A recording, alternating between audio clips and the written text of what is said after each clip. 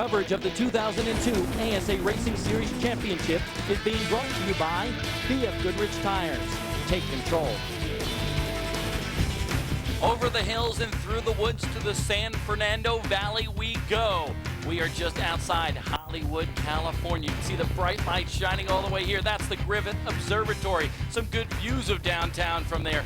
Beautiful scenery here in the Golden State. Some fun in the sun at the beach. Look at those folks just having a great time. But we are just outside LA at Irwindale Speedway, going downstairs for the Command. On behalf of BF Goodrich Tires and the City of Irwindale, gentlemen, start your engines.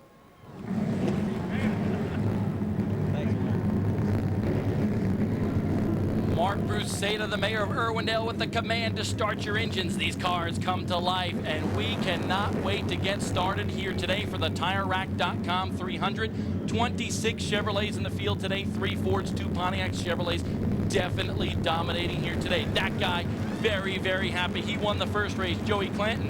What does it take to win here at this half-mile facility? We're going to find out from my man, Buddy Baker. The key to winning here at Irwindale, very simple, fresh tires. The better your tires are, the better you run. You can race on the bottom here. It's only 3 degrees of banking though. It's asking a lot on the grip of the tire. As you move up to the next groove, 6 degrees of banking. Up in the next groove, 9 degrees. Up against the wall, 12 degrees. The key, I think, today, run in that high groove, save the tires, pass low, and then get back up there and take care of your tires. Well, that man, Buddy Baker, certainly knows how to win a race or two, and he likes this Irwindale Speedway. We're going to take a look at the starting grid here for the TireRack.com 300 on the pole. Joey Clanton, he's going for the VP Racing Fuels Front Runner Award if he wins from the pole here today. Starting 4th, Greg Stewart. The 16-year-old starting 8th, Reed Sorensen. A great qualifying effort from him here today. If you look from 11th to actually 16th in the grid, all rookies, including Pat Kelly in the RaceFan.com car. Just behind that, though, as Buddy Baker joins me in the booth, Chad Wood ran really well a couple weeks ago. Didn't qualify well here, though. Great race package. He says, don't worry about it. I learned a lot from Johnny Sauter and his crew last year. We're great in race trim. You know, you see all sorts of ages here in ASA this year. The rookies battling the veterans. We're going to have a great day to watch all of them here today. 300 laps will be the distance. But there's a lot more to talk about here today. And here is the BF Goodrich Tires point of view.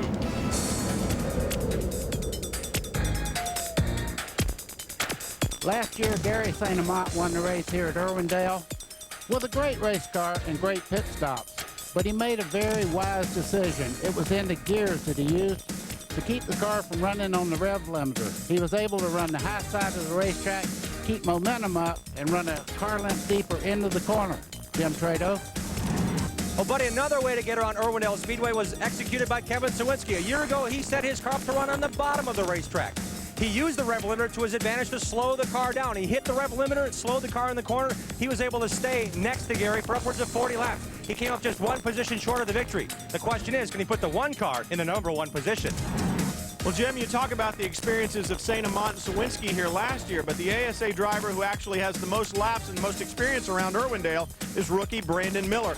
Miller spent the last 2 seasons running super late models here at Irwindale, and he knows the track well, but the one thing he's never done here is race during the day. He's only raced at night, and this racetrack can change significantly from daytime temperatures to nighttime. We'll see how the rookie adapts. Bob Dillner. Brian, adapting to any racetrack can take a little bit of money, and this week, Tim Taylor's got a little extra cash. You see on the flight out here, the team stopped by Las Vegas. He put a couple extra bucks in the slot machine. Out came $400. Doesn't sound like a lot of money, but it is if you're a sponsor-wanted team like Tim Taylor's. He's glued one of those bills to the dashboard, hoping it provides a little extra luck here in Irwindale. That's today's BFG POV. We wish Tim ASA racing action here in Irwindale, California. Let's go down pit side to Jim Trado. Robbie Pyle is starting 21st on the grid. He said it was driver error in qualifying. Look for him to advance quickly through the field. Ryan Till. Well, Jim, you'll notice the front row is swapped positions. Joey Clanton wants to start his pole position from the outside. He wants to run into turn 1. The green flag about to fly. Todd Steen from BF Goodrich waves the green flag, and we have racing here in the Golden State in ASA. And Joey Clanton jumped out in the lead like somebody shot him out of a gun. About 3 car lengths lead as he heads down the back straightaway. As you heard in the open of our show, whoa, look at that 3 abreast action. We're going to see this all day long, buddy, aren't we? Yes, and Stewart's already up to 3rd there in the 33 car. What a great ride. Greg Stewart hoping to have a great day here today. His crew chief, Eddie Stanley, a brand new crew chief.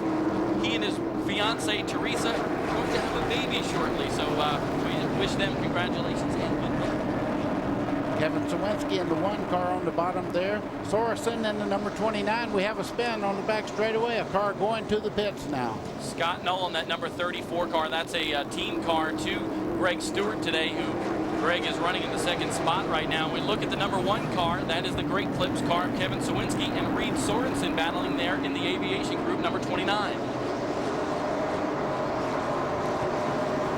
You know, Bob, this racetrack is built for good, exciting racing. As you see him running 3 wide through the corner here. Competition, you see Sawinski now trying for 3rd spot there, right on the bottom side of Fredrickson, his teammate in the 21 car, and Sorensen in the 29. These guys are mixing it up already like it's the last lap. Well, as Buddy, you said, that's the LaFavor Racing teammates there in the 21 and the 1, and they both had great runs at Lakeland, including that boy in the 21 car, Dan Fredrickson, the rookie.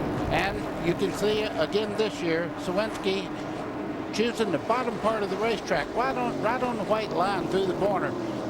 I think he'll move up in the center part of the corner if he plans to keep tires under this car for the event.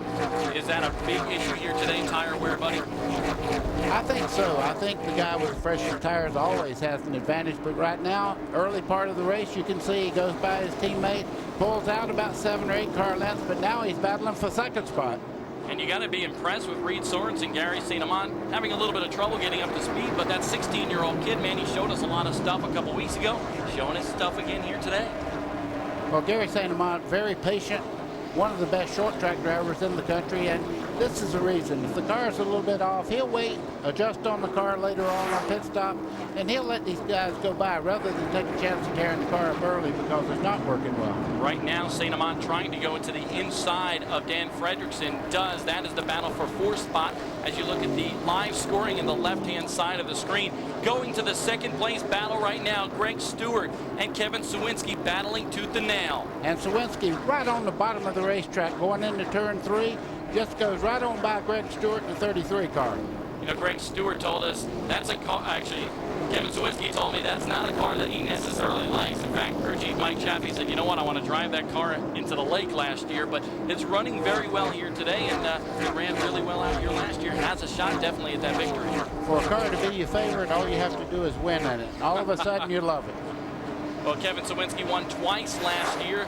Gary St. Amant, he won a few times, and he is the 2-time champion here in ASA. Finished 2nd in points to Johnny Sauter, the rookie phenom last year. That's the battle for 4th, and St. Amant's got it. And you see the 21 car there, Dan Fredrickson. He's having a little bit of a fit with this car right at the moment.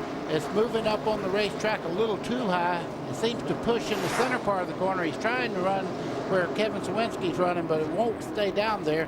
Gary St. Amant just went by him. He's dropping back in the field. Well, you know, Gary St. Amant is pretty refreshed this week. He said, you know, I'm ready to defend my title out here in Irwindale. He and the kids and his wife, Tracy, went to Disneyland this week, so they had a little R&R, research and relaxation, I guess. I'd say that car is the same one he won with last year, but it's all new from the windshield forward. He said the back's got to talk to the front. It's not doing what I want it to do. He did have some tough times in practice, but definitely picked up his speed in the final practice session, qualified well. Robbie Pyle, having trouble already out there on the race. Looks like he's dropping down, buddy. He's just circling around on the bottom part of the racetrack. I'm sure he's going for the pit area. You see him drop down on pit road there. Come in on the back straightaway here and actually run a 1/3 of a mile track around. That's where the pit area will be today.